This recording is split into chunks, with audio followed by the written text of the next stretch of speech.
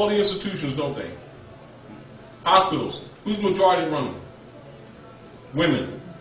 Churches, who's majority run them? Women. Mosques, synagogues, who's majority run them? Schools, who's majority run them?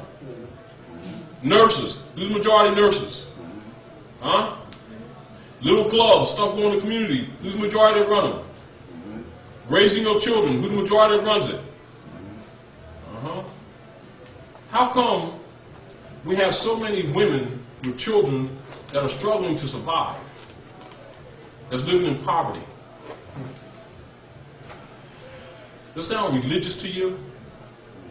Yes, it is religious. It's what they've been getting called religion, which is a fraud.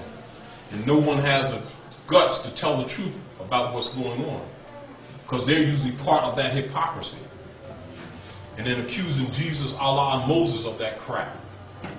Prophet Muhammad. It has nothing it has no association with Allah whatsoever. None of that crap. However, if you tell that truth, Muslim people want to lynch you. But the conditions out there tells you what the truth is. But because they're hypocrites, they won't deal with it. But they always talk about solving problems. Until you are willing to deal with the truth, you're not solving anything. Now, let's go back to mothers. So if you stop supporting institutions that don't support you, and if they don't support you, they can't support me, because I'm your husband, your boyfriend, your brother, and your son, no matter what my age. We just get bigger, but we do stay boys.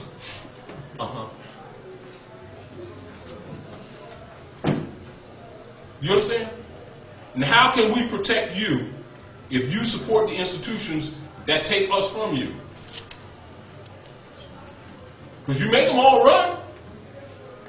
But part of it is because you're subjugated and you figure, well, if you don't, you can't take care of your family.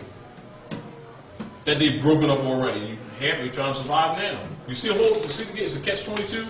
Not exactly, it just appears that way. Do you understand? So you've got to look at this thing the same way the DAR did. The same way the DAR set up the isolation codes that set up the Knights of Columbus, Ku Klux Klan, white community, etc., and overthrew the Moorish Empire, is the same way you got to take it back.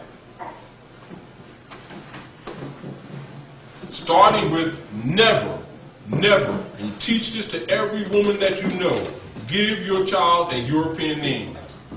If you do, you're sealing their fate for a lot of crap that you don't know is getting ready to come down the pipe. Do not let your child come here and take a breath of air on this earth and give that child a European name. And if somebody had tagged you with it, you give them a free national name anyway. So they don't have a bond on a free national name, because then internationally they are subject to international law and they can't operate with the straw man using an Asiatic name. They have to have a European name. That's why they always ask you, what is your Christian name? I mean, what name did the Christians put on you through your grandmother that they enslaved? Because that's the bond name. It's a wardship name. It is never your name. That is no different than a number or a mark for an account against you for their benefit. And that's what is used. So you want to look at mothers. When you get in organizations with other women and you start talking about community problems, you're going to talk about women coming together and dealing organizationally with fundamental principles of structuring forms and dealing with birth record forms coming from you and no longer using the corporate state forms. And talking about the subject matters of how to do it. That's what you should be discussing, not how to march. Because anything that you seek, you will find. Meaning that all things will not be said at this time, but I will tell you enough that you can become operative. Islam. Well, I guess you would have answered my question, because I was going to ask how would one go about filing the proper documentation. The first thing that you do, let me give you another instance. so that you can have an idea of how to start fixing things. Not that other people aren't doing this, because other people are working to fix things too.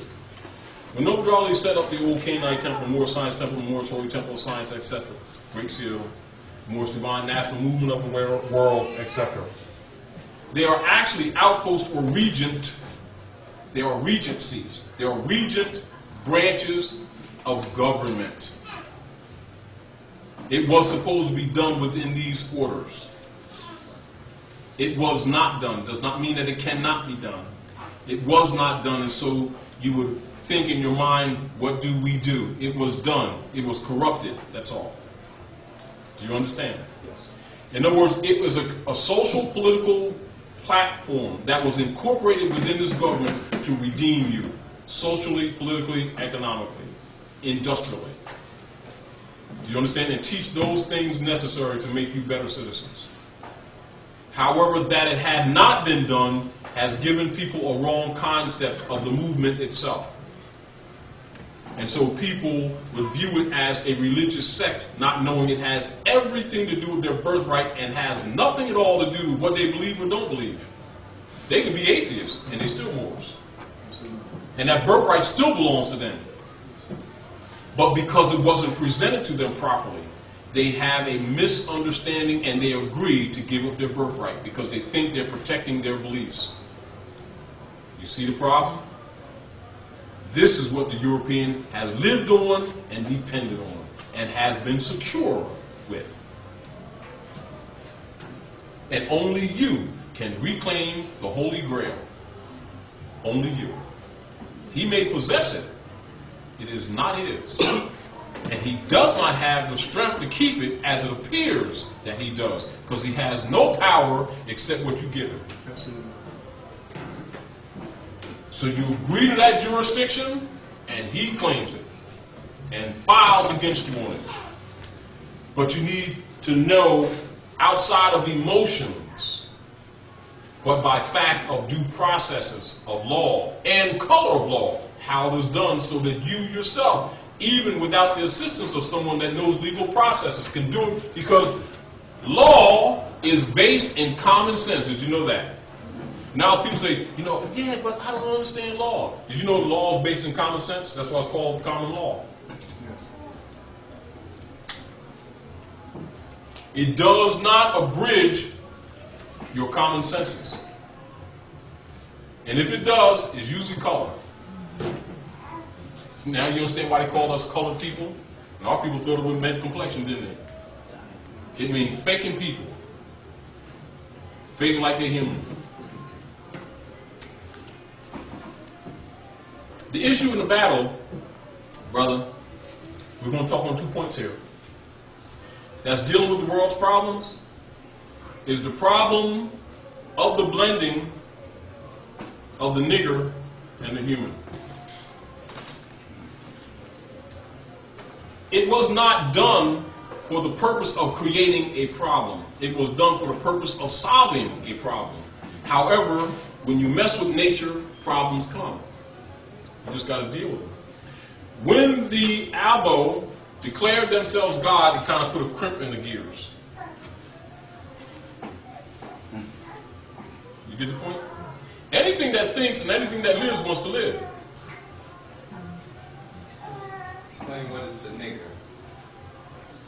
The nigger is the people that the people read about in the books called Romans and Europeans. The ignorant call them white men. As a matter of fact, most of the ignorant think that they themselves are niggers, which they are not.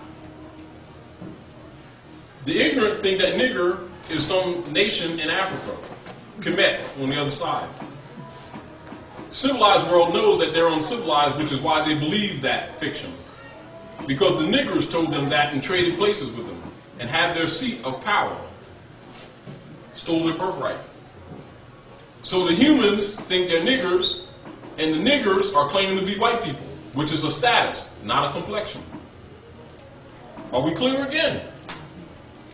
That's the complexity of the political social arena that they're dealing with, which is why the humans have difficulty solving their social, economic, spiritual problems.